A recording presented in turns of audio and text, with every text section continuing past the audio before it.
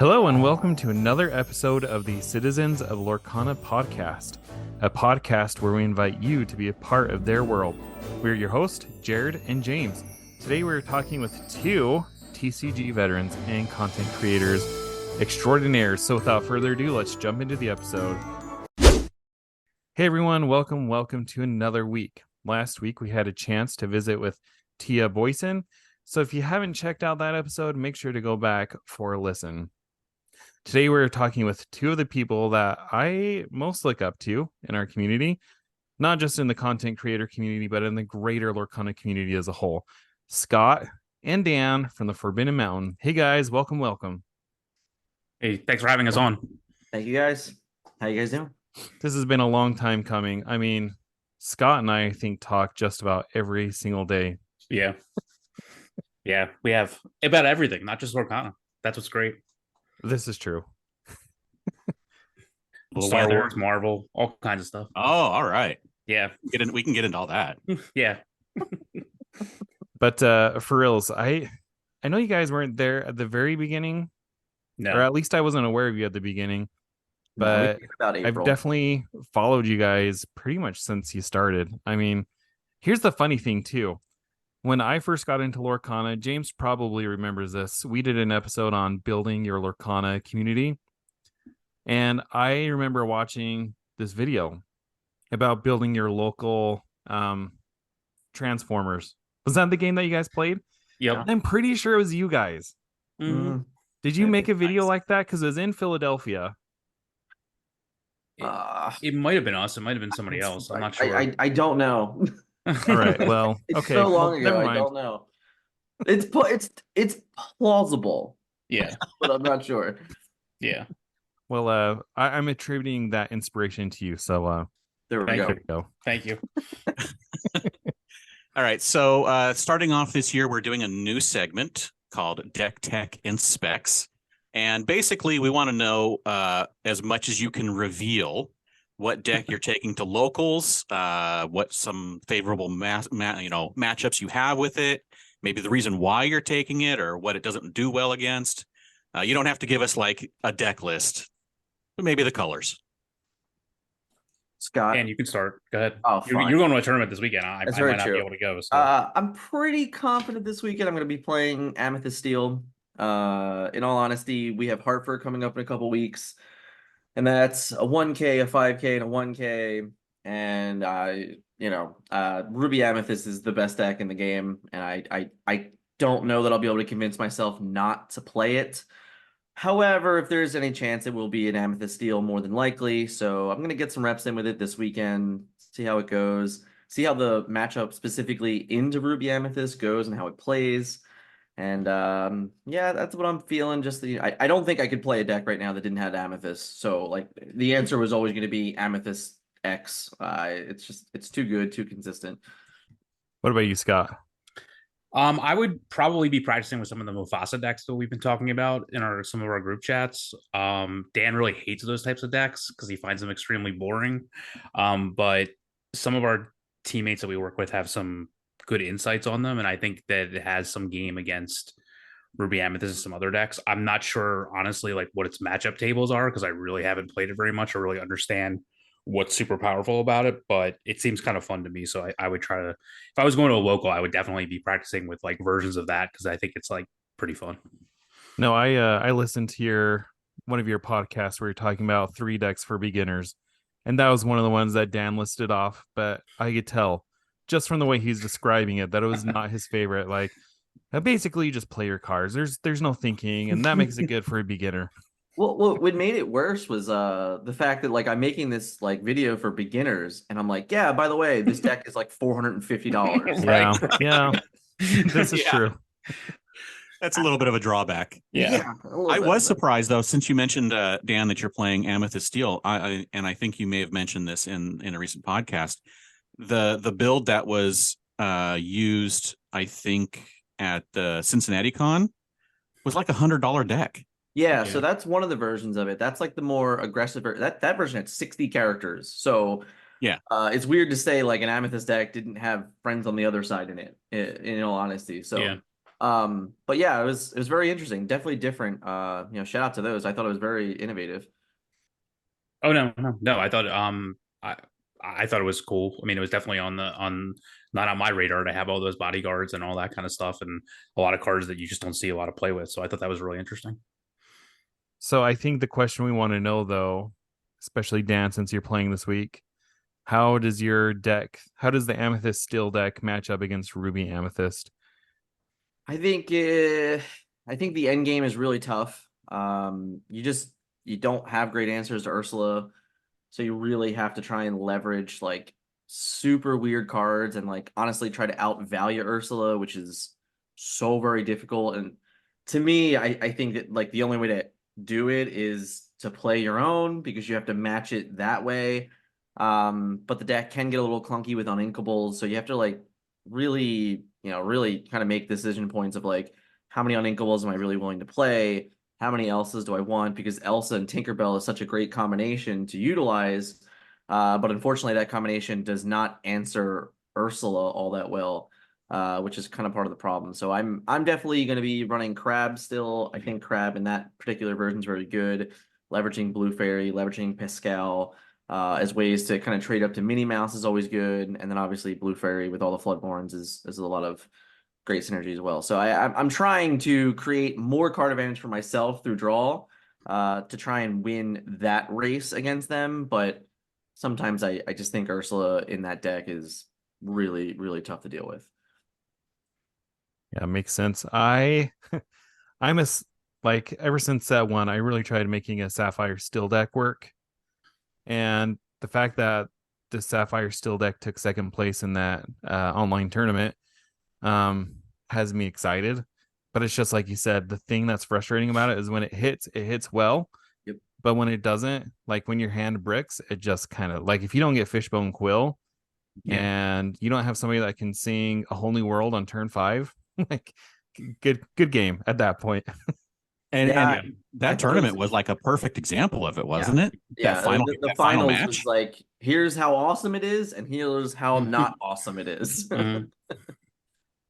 All right, so you guys talk a lot about the game itself. You talk about its design, which I like. I mean, hearing you guys, and I think this comes from your background of just being in the TCG space so long, but when you talk about, this is how I designed this game to balance it out. But what? So you're talking about things that can make it better. While we are discussing competitive Lorcana, I want to take a moment to discuss something that game designer Steve Warner said on Twitter just yesterday. So somebody asked him about if they expected Control to be so dominant. He said, I don't mind the question. We did expect Control. It tends to be what a lot of experienced players like because it removes that randomness aspect. I think we can expect things to change up quite a bit with Into the Inklands and when the OP plans get announced. So, are we finally getting an answer to Control decks? And what do you think he means by when OP plans get announced? Like, how's that going to shake things up? So I think he made a really interesting point there about players and what they like to play about card games. I have this argument all the time with people that I'm friends with that they want a trading card game to be like chess. And it's like that's not how it works. Like the reason that trading card games are successful is because of that randomness. So I find it really, really interesting and comical that he points that out as like high level players like to eliminate as much randomness as possible when like that's not like why are you playing TCGs if like I understand about cutting down the randomness, but to eliminate it is interesting. In terms of like, do I think it's going to go away and what does Into the Inklands do? I think that what he means is the location mechanic just adds so much to the playing surface. It's almost like you're playing in different zones and things like that. And it's just going to be a lot more complicated to deal with multiple things at once. Like right now, like you have one axis that you're fighting for. Like you have your characters and you're using your cards to basically disrupt their characters from winning the game. I mean, there's very few ways outside of like Goat or like Spellbook to not have to just interact with your opponent's characters. But once you have locations, you're adding another aspect of the game that has to be dealt with. And I assume that's what he means that like you're fighting on more than one axis. And then the second part of the question in terms of like OP, I think once the stakes are raised in any game, people just find reasons to find answers. Like I played in tournaments like at the end of a season as opposed to the beginning, and it's like all of a sudden out of nowhere we've been playing with the same decks for 3 months, and then somebody comes up with something out of nowhere. So like I think that's what he means when the stakes are raised, the answers are found. So that might be where he's just saying there's probably just a lot more to explore even now that people, but there's really like no reason to, because the stakes aren't there from an organized play perspective. Yeah, that makes sense. And I've heard you guys say that on your podcast too, that right now, especially like, you're going to Hartford, you're going to the 1K, 5K, whatever. But for a lot of people, that's like people like me in Las Vegas, that's not incentive enough to fly out there to go participate in it. But when you are in OP, like you said, that does give people an incentive to get creative, because if you know that 60 or 70% of the decks are going to be Ruby Amethyst, I could see how that would be motivating to find the answer for it. Yep. So I have a follow-up based on this because I just listened to your most recent podcast. And Dan, you specifically said in the question answering about what can the devs do to answer that control deck, you said, don't give Amethyst and Ruby any good locations or cards that interact with locations. Yeah, that aged well. That aged really well, because today we got Jim Hawkins, who has not one, but two abilities that are free and deal with locations. Yeah. Yep. Yes, they did. In Ruby. Yeah. Inkable. Yep. It's pretty good, right? I mean, we've only seen one location, by the way, the Forbidden Mountain. But seriously, that guy's really good. And yeah, I can't wait to see more locations to see how truly good that card is. But I think even at the very minimum, he's worth an additional 5 resources. In Discord today, I kind of compared it to singing.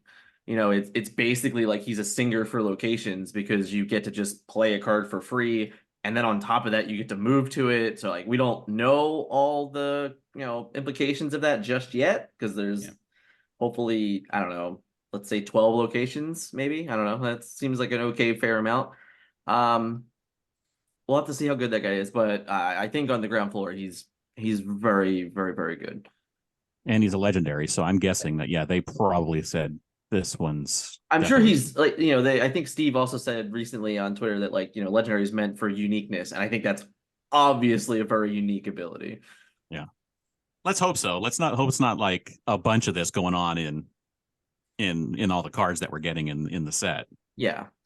Honestly, if locations are super important in set 3, I could see this card, like even without seeing the rest of the set, I could see this card being like the beast of next set. It's going to be super Rapunzel. valuable. Yeah. Again, it's like if there is a good playable 4-cost location and it costs whatever to move to it, right? Like, because they all cost some resources to move to it, and this guy is just like plus X off. Like that's insane. Yeah. All right. So as we mentioned, you guys are TCG veterans. You've played a lot of games. So what brought you into Lorcana, and why are you staying? So we heard about Lorcana around D23. We have like a couple friends that we were talking about the game with when they first announced it, when the cards came out. And Scott and I are truly a little bit skeptical sometimes with new card games, because these days there's so many new card games. Like I can't even think of how many have come out since the pandemic. So it's one of those where it's like, yeah, it looks cool. Disney's great. We knew Ravensburger was a very old company, which is also nice to see someone pick it up for that. But we were really hesitant until the rules dropped. Honestly, the rules dropped, I think, on like April 19th. And I believe on April 21st is when we created the YouTube channel. So we were very, very, in on hearing the rules and going from there. And this specific rule set of games come from a game that Scott and I actually met through, which is the World of Warcraft trading card game. The ability to choose the card that you wish to use as a resource is a mechanic pulled from World of Warcraft TCG. And I'm sure there's other games, don't get me wrong, I know there is. But that one, I mean, that's like a 15-year-old game at this point. You know, I think 2006, 2007, 2008, something around there is when that game came out. So that was really it. It was understanding the core mechanics and how it did a lot of things similar to WoW, but it was enough of a different to still be creative. But it really did feel like that resource system was something that was very familiar to us, and that's what really drew us to the game. I'll let Scott answer why we're staying. I think we're staying. I mean, we've played so many games that have died that I just think that given the strength of the Disney IP, given the strength of the game itself, and given what we've seen out of the company so far in the positive directions, like I'm not saying there haven't been any missteps. I'm not saying everything's been super positive, but the signs that we're seeing moving forward, there's a lot of like under the surface signs that I'm seeing, communications, hirings of the company, things like that, that I think are moving the game forward. And the IP is so strong that honestly, I just don't see the game going away anytime soon. And that holds a lot of appeal because honestly, like I've played IP games, I've played non-IP games, and to have a strong IP game means that I think with a strong rule set and moving forward at the right pace, I think it just has a lot of legs. So that's why we're staying, because I mean, and the other thing is like we don't jump around games. Like we usually just go all in on one game. Like we have friends that play like 5 different games, and I can't even fathom how they do it. Like we just play one game at a time until it like almost too long, to be honest with you. Until it literally dies. Right. Like we're in it for like World of Warcraft, we were there till the absolute last day. I mean, I sort of worked for them, so like I had no choice, but like for a lot of games we're there till the absolute death knell. Yeah. So, and I don't see that happening anytime soon. And I think it's going in a positive direction, so that's why we stay around. And what made you guys land on the Forbidden Mountain as the name of your channel? So like I'm a big Ursula fan. Not Ursula, I'm sorry. I'm a big Maleficent fan, and I looked up like what the name of our castle is, and I for some reason like having a location, not like in the game, but like a location is the name of where you're going to, always kind of stuck with me. So I said I just Googled like what is Maleficent's castle called, and it sounded cool as the Forbidden Mountain, and that's what we went with. I mean, like I know it's like it doesn't have Lorcana in our name, doesn't have like anything to do with the game itself. It just has to do with the That's actual not true. IP. We're in the game. I know that. We're like, in the game. I get that now, but like at the time, it was just basically like it was. I don't know, like a strong presence. I felt like because I was like I was a big Kingdom Hearts fan, and she was really big in Kingdom Hearts, so I just wanted to have something that was a character that I connected with. Like I wasn't gonna call it like Ariel's Grotto or something like that, or like Belle's Castle or something like that. Like I wasn't gonna call it like something like that. So it's an IP that a part of Disney that I liked a lot, and then it was just I just Googled it and it sounded cool, so I think that's why we went with it. I think what's really comical, this is like a little bit of a throwback here, but the last channel that we kind of done together, it was mostly me, but Scott was on the podcast from time to time, was it's called a channel called the Daily Snap, which was for Marvel Snap. And when I was like workshopping names for that, I literally had a list of like 50 names that I sent Scott and our friend Tata, and they went through it and they picked out like the top 3 that they like, and I'm like, yep, it's that one. The Forbidden Mountain was basically the complete opposite. I think we decided we were going to make a content channel on like April 19th or 20th, and then April 21st, we had already had a name, and it was probably less than 5 choices.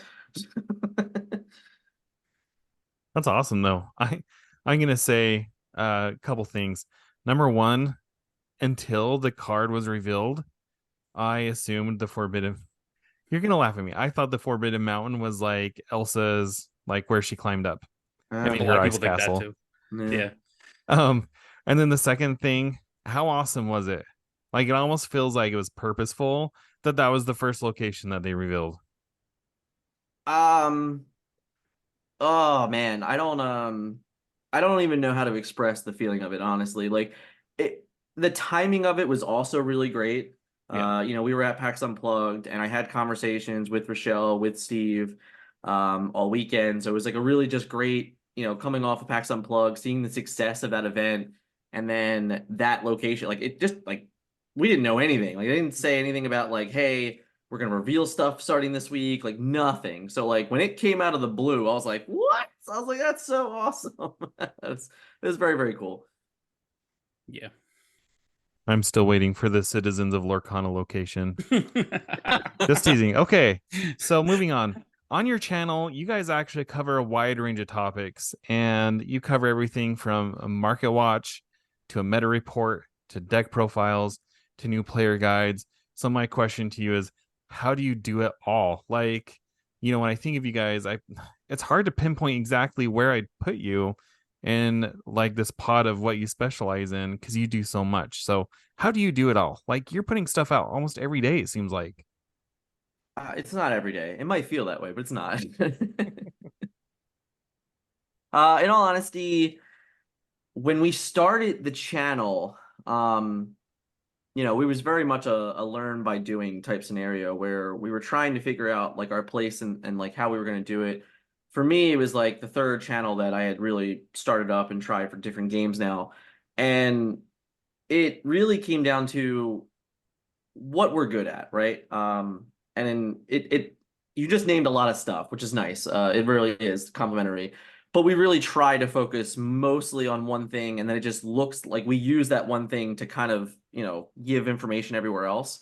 So for us, like studying the metagame and being educational and learning from it and learning how to inform people of it and like really just say, hey, this is why this is happening and this is why this is what you can do about it and how you can change your, motivations and things like that. I think that's really important. For me, I think this game is there's a lot of new players. So there's a lot of hardcore players that definitely will find every piece of information ever. But there's also a lot of people that, if the meta report comes out on a Tuesday or a Wednesday, it might be the first time hearing about the information. So seeing, honestly, in chapter 2, it's been way different than chapter 1, but seeing the landscape of Ruby Amethyst versus everything else, kind of relaying that information like, hey, listen, when you're going to a tournament, you need to be prepared, pun intended there, for for this deck. And it's like it's really just giving the information so people can see it on a grander scale. I mean, there's a lot of here's this tournament report and here's this tournament report and here's this tournament report. I think it's important to see everything. I think it's important to understand like, this event took place on the East Coast. This one took on the West Coast. This was a global event, like seeing what the game looks like globally, really gives you ideas that you might not have really seen if you missed that one video. And I think that's what's important, is trying to really get as much information and I try to make them shorter. I swear to God, guys, it just doesn't always happen.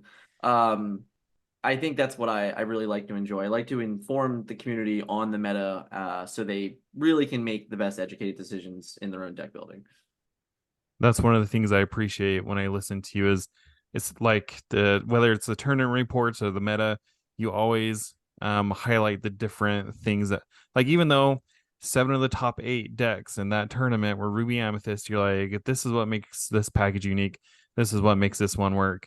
So you highlight and you bring out the different nuances. And for somebody like me, who, like, I don't play Ruby Amethyst, but when I see somebody have a crab, now I have, idea of what to expect.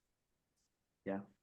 Yeah. And you mentioned the new players. There's a lot of new players that have come into TCGs because of this game.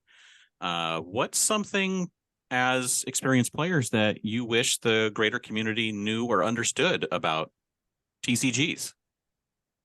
So I think the thing I've grown the most with it over the years, understanding that there are, even within a single TCG, there are just different ways that you can appreciate it. Like TCGs are not made for any one individual part of the community. So Lorcana to me is more unique than other games because you have an entire segment of the population that is playing strictly for the IP. Like they don't care if it's a card game, they wouldn't care if it's collectible, etc. Like so you have that aspect of the players, you have the hardcore gamer aspect of the players, but the game isn't made for any one individual aspect, like any one group. So I think the thing that for new TCG players is just to be open to different ways of playing the game. So if you're not a competitive player, be open to being competitive. If you are a competitive player, be open to understanding that not everybody is. Like that there's just it's such a hodgepodge or melting pot community that I've found in playing Lorcana, even at events. People are there for different reasons. People go to League for different reasons. Just be open that not everyone plays games the reasons why you play games. And I really think the designers understand that, and I hope that a lot of the community understands that as well. That's definitely something that we all need to remember. The community aspect of it is that we're all different people, and that we all have that different angle that we have. I mean, some of us are not even playing the game. Mm-hmm. Some of us are just collecting. You know, so and they those people may show up at events just for hanging out or coming to, and just to play just so they can experience something, some part of it, but they don't care one bit about being competitive or playing more than just being at the thing to get whatever may happen to be, like if there's a promo. Yep. So yeah, there's so many different ways that we can come at this game. Yeah. And it's good to play a game like that. Like I don't think I've played a game like that since like, I don't know, probably. I think Transformers was kind of close to that. Yeah, but just not on this scale. No, it's not. The scale is. Yeah. I mean, it's Disney. Like you just. You can't. It's just you're never going to compare to it. Yeah, like in the beginning of WoW, like they at the same time of having the trading card game, it was unique. They would have like these like leveling tournaments, like if you were playing the MMO. So there you would see like people that were just MMO fans playing also at this, like, because they were called Dark Moon Fairs, which are based like an event that was in the World of Warcraft like MMO as well. So you would see players that were like, I'm not playing the card game, I'm here to play the computer game, and it just happens to be like a card game event. And I was like, oh, that's cool. So like it's been since then where I've really seen like different aspects of different like flavors of people playing the game, which is cool. I've matured a lot. I used to just be like, screw the casuals, hardcore only, but I'm no longer like that. So don't take that. I'd like to pass on not to have that attitude from when I was in my 20s. So yeah, I think it's interesting too. I think I don't think multiplayer in this game has really like come to fruition. But I personally I dislike multiplayer in like every game. Like I'm just not a fan of it. I don't think it's always one person has fun and everyone else loses. I think Disney Lorcana has the best rules for multiplayer of any game that I've seen so far. Do I think that like early on in like the small card pool, there's a very clear slant to it and like deck building restrictions to it? Yes. But I think that over the course of the game, as we get more and more cards, I think that's going to end up being comparable to like an EDH or a Commander in Magic the Gathering. I think people are really going to enjoy the multiplayer aspect of the game. And that's a huge thing for casuals. It's, I was just having this conversation with somebody on the Discord. Like so my weeklies is always core constructed Lorcana, which I enjoy. Like I enjoy bringing my deck, but sometimes it'd be fun to go play something different, play multiplayer, play a theme for the week or whatever. Something like that would be very enjoyable, just to switch it up every once in a while. Sure. And I think at the casual events that they talked about, that we will see a lot of those types of things. I don't know how I feel about the Willpower League, but yeah. From someone that was there that did not participate because we were playing still in the constructed event, it didn't really feel like it was anything. It was just the name of what multiplayer is. Maybe they finally decided they're going to call it Willpower. It did have some like really wonky rules or whatever going on, but it wasn't like what people were hyping it up to be, so it was very much a, hey, we're just playing multiplayer, and like there might be some like weird rule of, hey, who has the most characters in play at the end of the hour or something like that. And I'm sorry, but to get 20 plus princesses on the board to win that award, that they're not playing that competitively. Like one of the person there was being confederate to the other person and helping them to get the most princesses on the board. Nobody played Ruby. Yeah. So I'm no TCG veteran, but I want to say, now that I've been in the game for, I guess it's been 4 or 5 months now, I feel like a lot of us who are new to the game, sometimes we just need to chill out. Like a lot of times we get up here on our high horses and we have these hot takes, and we're speaking from inexperience. And like for me personally, I've done this. Like I can plant my flag in there and defend it all day long. But you guys have seen this road before. Like this isn't your first rodeo. So when I hear somebody with experience like you guys chime in, like for me, that cues me that maybe I need to reevaluate what I'm saying. And I don't know. I see that in the community. People are really opinionated and they think their opinions are right. I mean, I think that's a good thing. In all honesty, I think the problem, and I'll say this until forever, I think like text is so misleading, and I think that's what's really difficult. I think if you could legitimately just get in a room and actually talk it out, you'd have more civil conversations. But people just read text how they read it, right? Like not how you're saying it, how they read it. And I think that creates like a little bit more of a controversy than actually it even exists. I'm also, I'm a kid from Philly that is one of the most sarcastic people you ever met, and that does not deliver well in text either. But it's one of those where people are allowed to have opinions, right? Like I love having conversations. I love hearing that thought process because it really, I think it's a good thing that you just said like, oh, it makes me think differently. Well, that's the whole point, right? Like the whole point of that conversation is to create it and say like, well, this is why I believe this, but it's okay that you believe that, right? Like I think there just needs to be more of that in general. Yeah. Amen. So you guys have both, okay, I'm tired of saying this. You've been around competitive gaming for a while. What do you personally hope to see out of organized play for Lorcana? Scott, let's start with you. I hope to see them as destination events. I hope that my ultimate goal would be like I don't even know what you call it, like the like regionals to nationals to worlds, like a reason to play at all times. Like I used to play when I was like a professional Magic player. Like I would go to events specifically like caring about my rating. And I'm not saying like this is going to have rating or anything like that, but there was always a reason to play.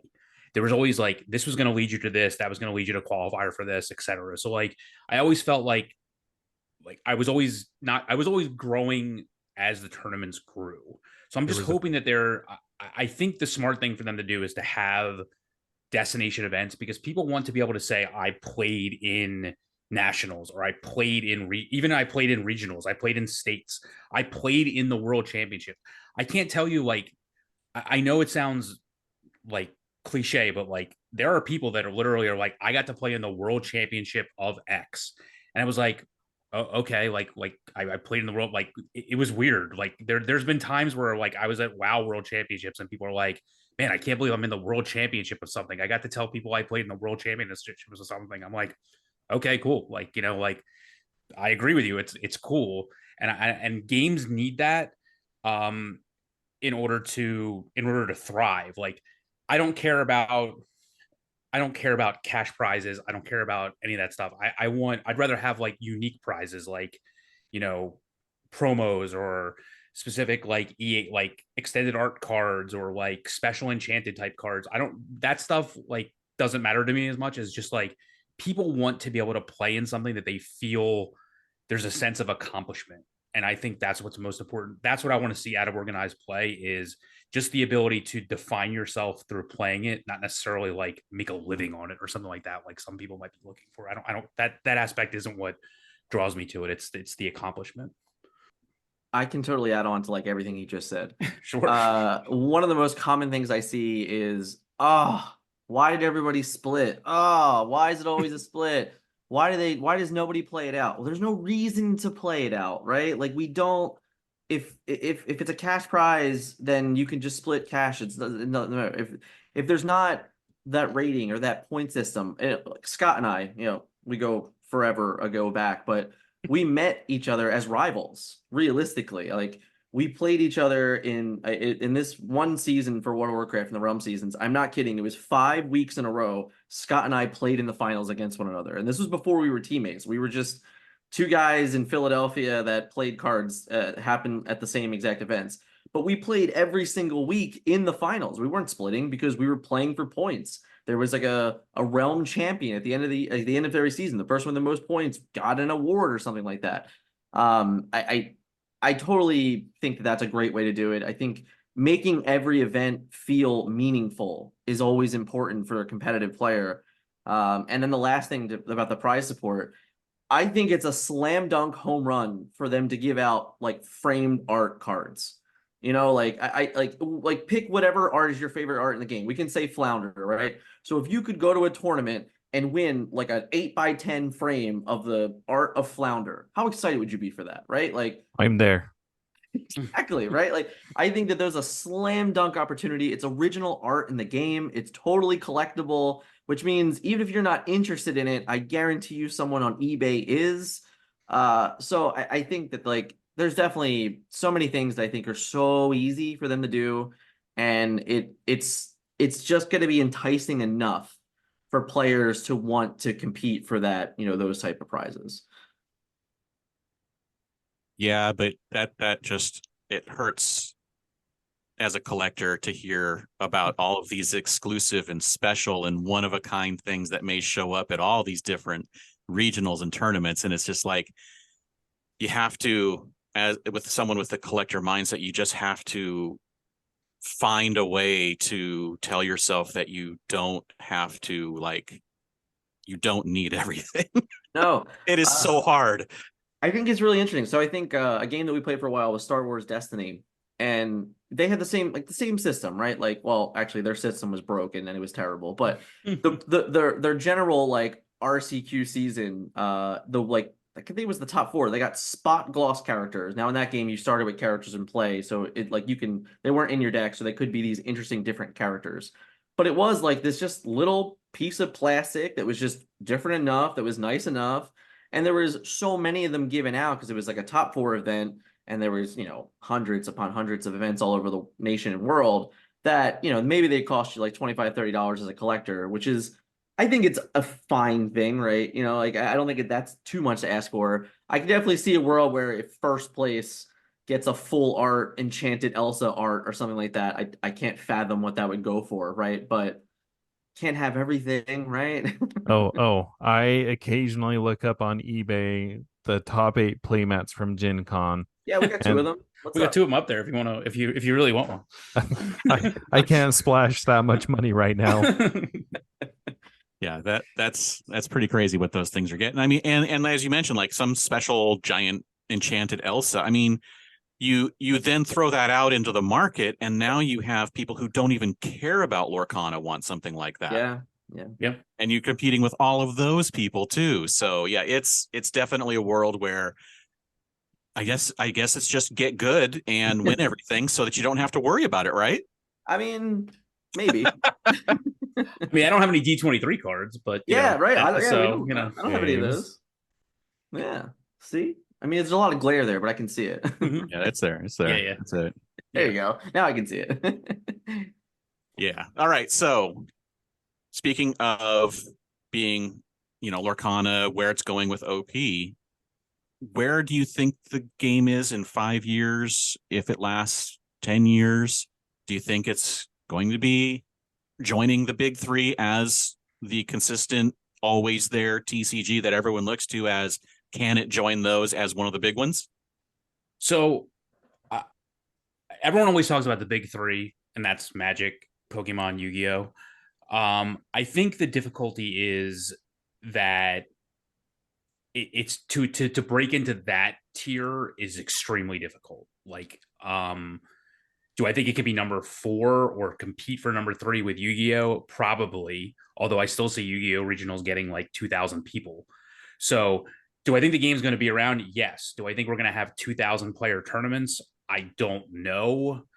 But I can tell you that through I think it was the 4th quarter, I saw a video where someone said that like it had $2 million in sales on TCG Player, and some other games that are very hot right now had like $500,000 to $800,000 in total sales. Yeah, it was One Piece that they were comparing it to. I saw those. Yeah, so I didn't want. Yeah, so for a game that's that hot and comparing the two, we're kind of is blowing it out of the water. So I really do believe the game will be around. I do think organized play will help it a lot.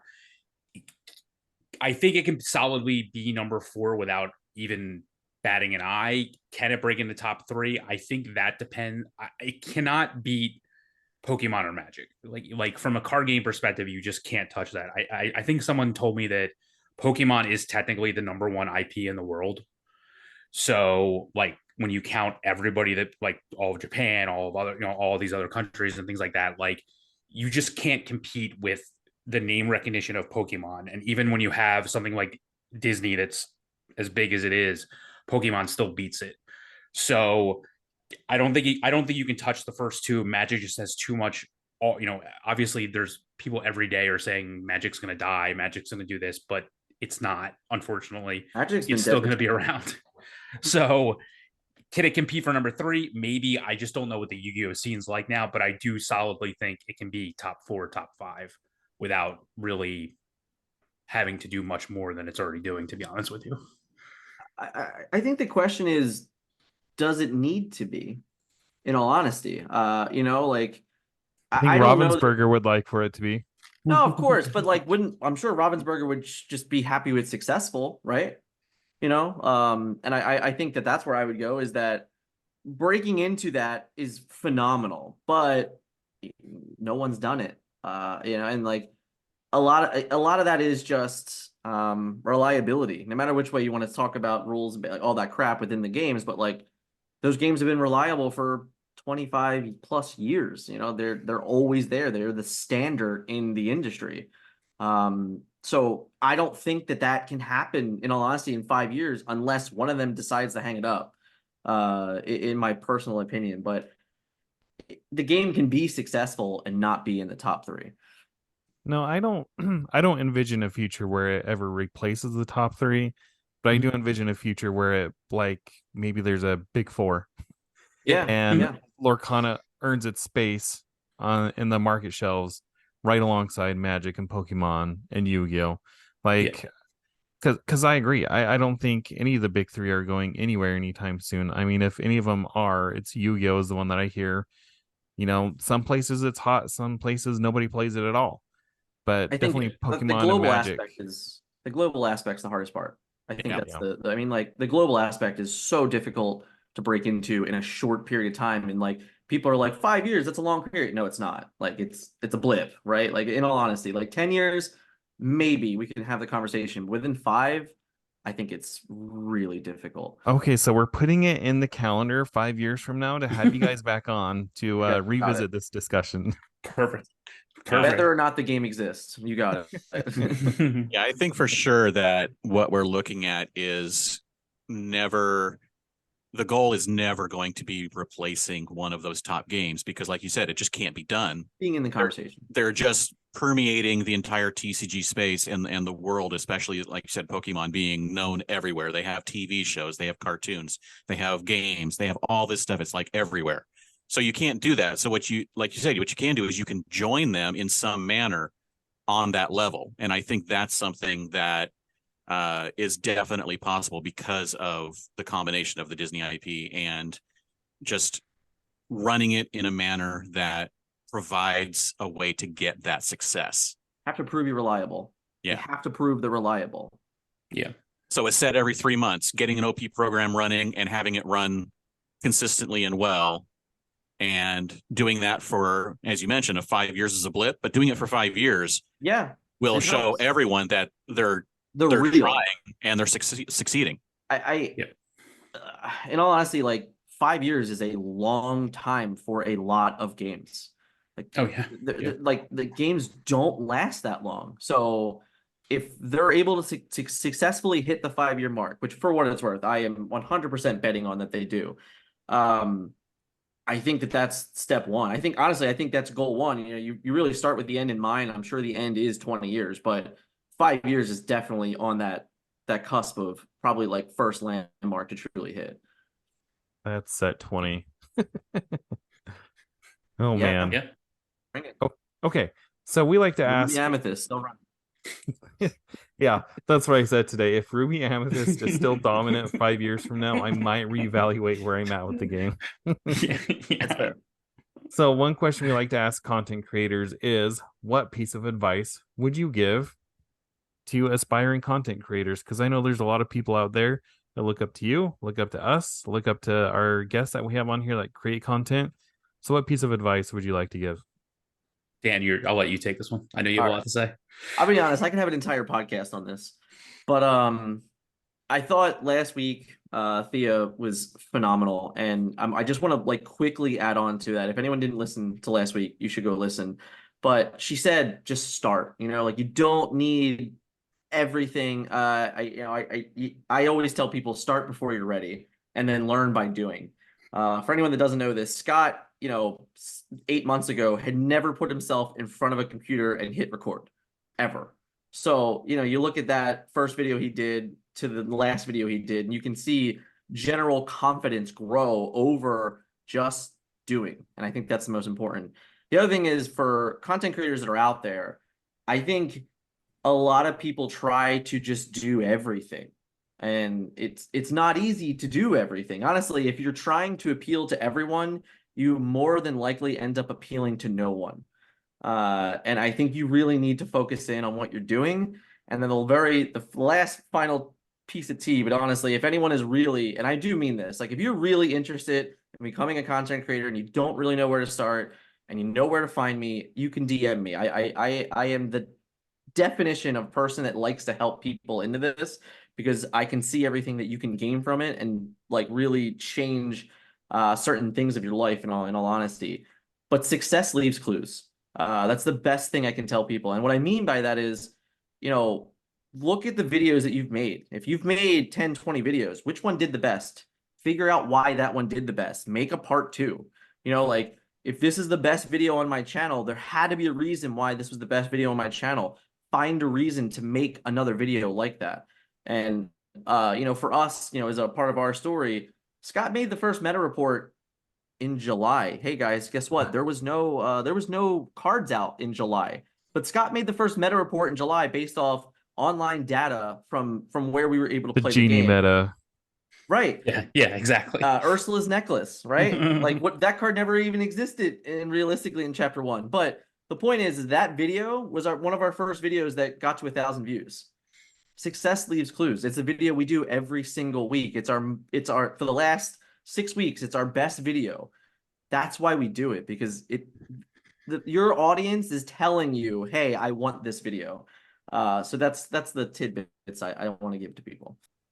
All right. So listening to your podcast again, you have a segment, a new segment that you call Would You Rather? Do I want to copy? So we're going to copy your game. We're going to do a few rounds. Sure. Okay.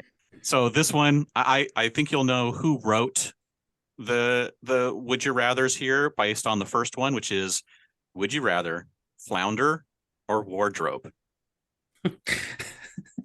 I've used wardrobe in decks. I've never used flounder. So, get off the show. Sorry. You've been voted off the island. The first card I played in a Disney Lorcana sanctioned tournament was Flounder. There we go. This leads me to something that here. That is a Flounder from Dan. This is something I have to mention since Jared's all in on Flounder. I would just like to mention that when everyone is doing their deck lists and building for like tournaments and stuff, and they're doing a Ruby Amethyst, of course, they're building that, and they put in their 1-drops. Why does everyone put in 4 minis and 2 Olafs instead of 4 Olafs and 2 because minis? Nobody likes warm hugs. What is up with that? I put in 4 Olafs, okay? Thank you. I put in 4 minis.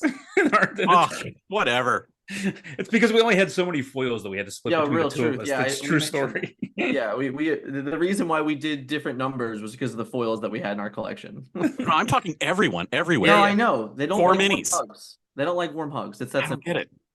I protest. All right. I'm with you. The next one, would you rather Cusco or Pete? Pete. Yeah, Pete. I'm not a Cusco fan. Pete is Oh, inkable. sorry, White Breezy. No, yeah, seriously, sorry. But seriously, Pete's inkable. I don't even care about like the 2 lore versus 3 lore. It's the fact that he's inkable, which just makes him so very close to the line. And ironically, the stats do matter sometimes. The fact that Cusco can't trade up, like you can't challenge anything with Cusco and get rid of it. Like, and if you're doing that, you're even further behind than you want to be. Pete at least enables the idea that you can trade and come back from being behind. I think Emerald's biggest deal is like being on the draw is so difficult for Emerald. They have no cards that interact very well when they're behind in the game, and at least Pete represents an honest choice. All right. Yeah, Fox has taken Cusco completely out of the game, in my opinion. He's now back to his Cheshire Cat status, as far as I'm concerned. All right, last final one. Would you rather Alice or Belle? Which Belle? Now this is strange Belle? but Which special. Belle? Sorry, you might want to rephrase this one. I don't know, but I guess I'd rather Belle. But I think Belle leads to more favorable gameplay. The way that I assume we're talking about the Emerald strange one. but special. I mean the Sapphire one. The Yep. Sapphire one. Yes, I just think she has more interesting play because you can play her early and get value out of her and play her late as a win condition. And Alice, I think, is a really difficult code to crack, and she's just not there yet. But Belle is like when Belle hits the table in a deck that knows how to use her well, like she's game winning, and I think that's really cool. So because I think when she I think she was probably like one of the last 10 cards revealed out of the first set. She was like the last card revealed before the dump. Oh, okay. So like everyone was like all about her, like, oh, this is gonna be the best card ever, and like then it just kind of fizzled out. Like she didn't see a ton of play in the first chapter. Unplayable. Yeah, and like, but when you can find a deck that uses her well, I think it's just so cool that like you have this like 4-drop princess that's like questing for 1/4 of like your win condition in one turn. Like I just think that's cool. So I'm a big fan of Belle. If I can put my game designer hat on for a moment here, you can't have halves in games, right? Like you can't be 3.5, you can't be 5.5, you have to be 5 or 6. And the 10 on Alice is the problem. If it was 9, I think she would be like literally light years better than she is. 10 is the most problematic part of that card. Everything about her is really cool. It's really interesting, but 10 is just it's not an ideal number to hit realistically.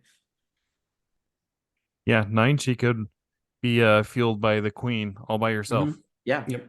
That would be great. Yep. All right. Well, let's go into some ending segments here. We got a little bit of news now that the holidays are over. They dropped some information on products, and one of the things that they dropped was the Trove now has some different contents and some upgrades. And this is actually something that we mentioned on our wish list. Jared added an addendum to mine where I wanted Troves everywhere. He's like, yeah, but put better stuff in them. And he got it because they now are going to have 6 ink-themed card dividers, 6 high-quality dice with magical ink appearance with gold-printed numbers, and a distinctive spin dial lore counter, which sounds to me like basically the one that they give away in the OP kit now is now going to become just handed out all the time in troves. So that's really nice. No more cardboard deck boxes and no more punch-out damage counters. Yeah, I know you guys aren't like gamers, like you're not trading card gamers, but I remember like growing up the fat packs in Magic the Gathering. Like they had, like 6 or 7 packs. They had some of them actually originally had books, which I thought was really cool. But they always had this spin down die with the logo of the set on the die, and that was like one of the more collectible things. So I think this is definitely leaning towards that. Whatever the logo is on the die, if it's like a quote set logo or something like that, that's really cool. I think it's a great step in the right direction because right now the Trove is like a pile of trash. So anything that made it worth it is great. Did they mention if the price is staying the same? I didn't catch that. I think it's still the same. I don't think anyone's been selling them or pre-selling them at different prices. Okay. I'm sorry, but those cardboard deck boxes went straight to the trash. Yeah. I hope all of them did, because then all of the ones I saved will be worth more in 10 years. All right. Tell yourself that. Spoiler alert, it'll still be trash. It'll be dollars worth of trash. Dollars. Yeah, that's fair. 1 or 2. All right, so we got a bunch of new cards, and we're going to go through them real quick because I think there's only like 2 that are really worth talking about. And the first one is Emerald Ursula, 2 cost, 1/3 with 1 lore, and the ability when you play this character, chosen opponent reveals their hand and discards a song card of your choice. This is a good card. Yes, I'm a big fan of this card. Yeah. Emerald Steel has a lot of problems with songs, and this solves a lot of those problems. I don't think you're going to see this card hit the board a lot on turn 2, but I think you're going to see it hit the board a lot on the turn before it's like most important to player. Oh yeah, turn 6 for be prepared. 6. Turn 4 also. Turn 4 with a shift and that in the same turn, or like a Bucky and her in the same turn, is going to be really powerful. And she's a villain, which has some good synergies. I mean, she could be like the step 1 of a Floodborn Ursula if that exists. So the art is awesome. The flavor is awesome that she takes away a song. Like, it's kind of like the way she took away Ariel's voice. So I think that's really awesome. It's uncommon, which is like, we love finding high price uncommons. So it's great when you're opening a ton of product to be able to get a card like this that's going to have this much flavor and this much playability to it. So I'm pretty excited for this card. I think it leads really well with Lucifer as well, because a lot of times when you're playing Lucifer, you discard a song instead of discarding 2 cards. So if you play her the turn before you play Lucifer and take that song away from them, he's probably going to be able to hit 2 cards. So even if they don't have a song, then you're clear for Lucifer to take 2 other cards unless they drew one on that turn in between. So I think she's going to have a real home. The fact that she's inkable, I'm a big fan. Yeah, small add-on there just for like the game aspect of it. The cat says hello. No, seriously, Ursula is I'm pretty confident the first card reveal that specifically targets something to discard that you get to choose. So there's gonna be a lot of still play combinations with cards like Hypnotize and Sudden Chill. You want to make sure you play Ursula before you play those cards, because you want to hit the card that you want, and you don't want to be like, oh, I'm gonna play Sudden Chill, and then they discard their song, and then you play Ursula, and then they don't have a song. So you want to make sure you get, you leverage your plays, as correctly as possible. It's also only the second card, as far as I can tell. Remember, that lets you see your opponent's hand. Yeah. And nothing to hide, right? Yeah. Yep. Yeah. All right. So there were some other cards: Stitch, Little Rocket in Ruby, and Heal What Has Been Hurt in Amber. Distract in Sapphire, which is, I think, only our second Brave Little Tailor card now. Yeah, I think with so. The giant. And so then we have in Amethyst, the Sorcerer's Hat, inkable 2 cost with an item with the ability exert and pay 1 ink to name a card, then reveal the top card of your deck. If it's the named card, put that card into your hand, otherwise put it at the top of the deck. So this one's an okay card. Right? It's not great, but it's not awful. It's just kind of expensive to get a card. It might be really good in 5 years. When there's like literal 60 Mickey Mouses. That's what Steve said in the dev diary on the official Discord, right? He's like, I thought it would be fun that eventually someone would be able to play. I mean, tribal decks are really, they're sought after options, the longer you get in the game. So eventually these cards are good. But what about like in conjunction with the Cauldron or Squirrelin? I call him Merlin Squirrel. I call him Squirrelin. I'm never in favor of playing bad cards to make a bad card kind of good. Does that make sense? Like, you're playing a bunch of cards to let you see something, but like all of these cards aren't good. So like if you're playing bad cards to make your card kind of okay, don't do that. Like, just play good cards. I think the one aspect that people I haven't seen anyone mention is 2 hats. If you have 2 Sorcerer's Hats together, you're definitely going to hit the card, because if you miss, the card goes right back on top. So if you have two of them in play, you're drawing a card for 2 every single turn. I mean, I say at most, but like the chances of hitting it, the first one is like nil. So like at most you're only paying 2. Now, yeah, did it take you 2 cards to get there? Yeah, but like you're probably playing 4 of this card in your deck anyway if you're playing it. So once you have 2 of them in play, you're guaranteed to draw a card every single turn for 2ing. So it's basically like a magic mirror. It's a better. It would technically be a better magic mirror. Yeah, because magic mirror costs 4. So and this is inkable. Yeah, it's true. So why? So then that leads to why would you even bother with Ursula's Cauldron if you put 2 of these because they're both inkable, right? Definitely the point. Yeah. Right. Okay. All right. And then the one we already talked about in Ruby, Jim Hawkins, Space Traveler, 5 cost inkable, 4/4, 2 lore. And his abilities are, this is it. When you play this character, you may play a location with 4 or less for free and take the helm. Whenever you play a location, this character may move there for free. Crazy. So good. And our first legendary from Into the Inklands. Yeah.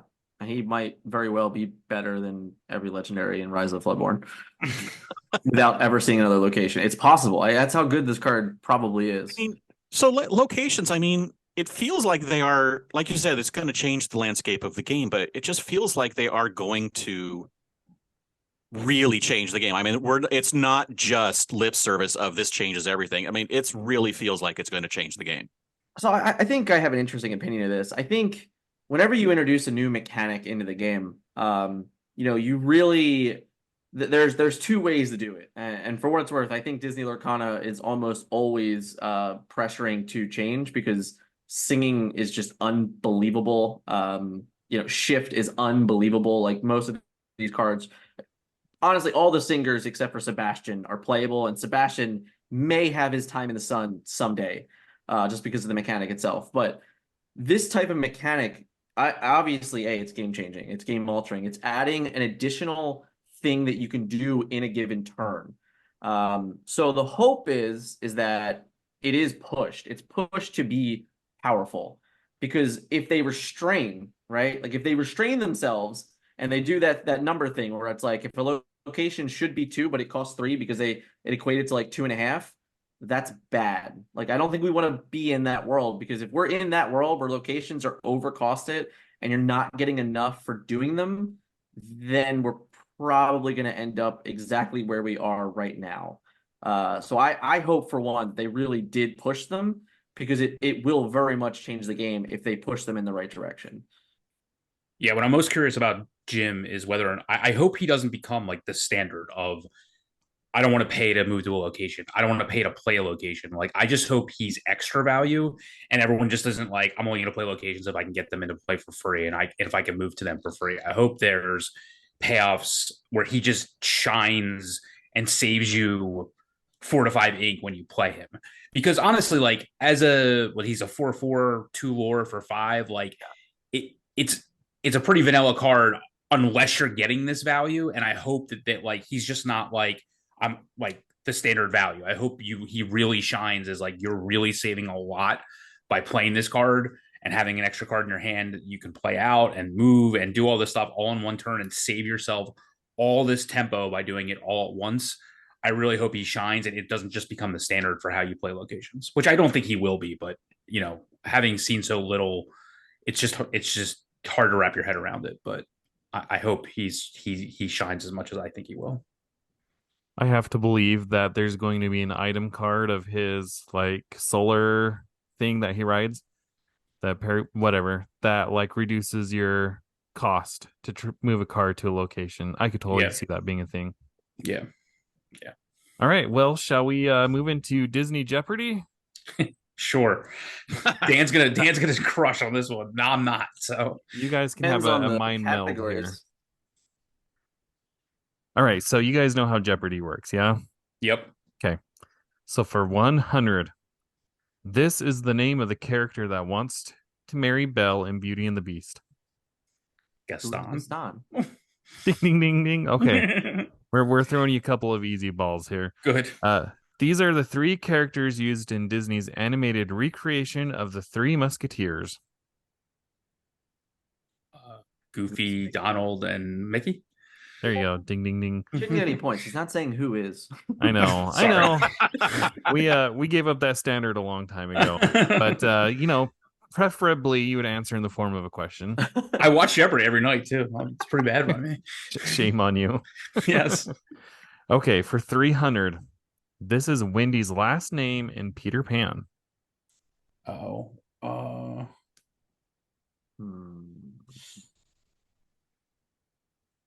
I should know this, and I don't. It's my sister's favorite movie. She'd be so upset with me. It's a card too, and I should know. Yeah, it's just one of the new cards revealed. I know.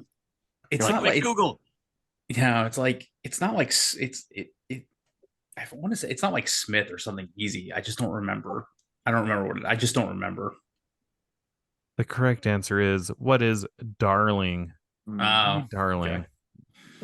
Okay, so you're 2 for 3 so far. For 400, this is Sleeping Beauty's name. Aurora? What is Aurora? There you go. We would also accept who is Briar Rose. Ooh, Oh, there you go. All right, for 500, this 1994 movie is the first live-action remake of a Disney animated film. Wow, James, this is a tough one. I gave him an extended answer or a question answer, whatever you want to call it. Is it what is Peter Pan? Well, I was going to wait for them to deliberate, and then I'd give them the clue. All right. So Hook? Is it what is Hook? Yeah. Hook was made by Universal. Yeah. Oh, okay. Good movie, though. Okay, so this original movie is from 1967, and it's based on a book from 1894. Oh, is it the Alice in Wonderland? What is Alice in Wonderland? Not those movies. Do they count? The Johnny Depp ones? Oh, that's a good one. That's not 1994 though. I thought that. No, that they're like 2000s. James, Okay. I didn't realize there was a live action remake of this movie in 94. This movie is like nobody knows it exists. I mean, this is 30 years ago, and I was 5, so like that's just like tough. Because I also think it was one of their most recent live action remakes. They did a remake Of a remake? of a remake of an animated film about 6 years ago. Was it Aladdin? What is The Jungle Book? Oh, I didn't know. Oh, that's right. There was one back then. I don't remember. That's I mean, right. like I probably do, but I don't. And it was like really bad, like CGI, right? Or was that not the CGI one? I have no recollection of this. Yeah. None whatsoever. I was working in a movie theater back then, so I remember it a little bit. So, and Lion King was still in the theater when I first started there, so I remember this back then. Oh my gosh. Yeah, it would have been around ish that time. Yeah. All right, guys. Well, thank you again so much for coming on. This has been a long time in the works. So again, thank you. And if people want to find you online, where can they find you? Generally speaking, at TFM Lorcana, pretty much everywhere, and of course, at the Forbidden Mountain on YouTube. I did the whole roundup, Jarrett. Facebook, Twitter, we have it all. Yeah. And if you liked what you heard, you can subscribe to us on YouTube. You can follow us on the podcasting platform of your choice. You can find me on Twitter at Citizens of Lorcana.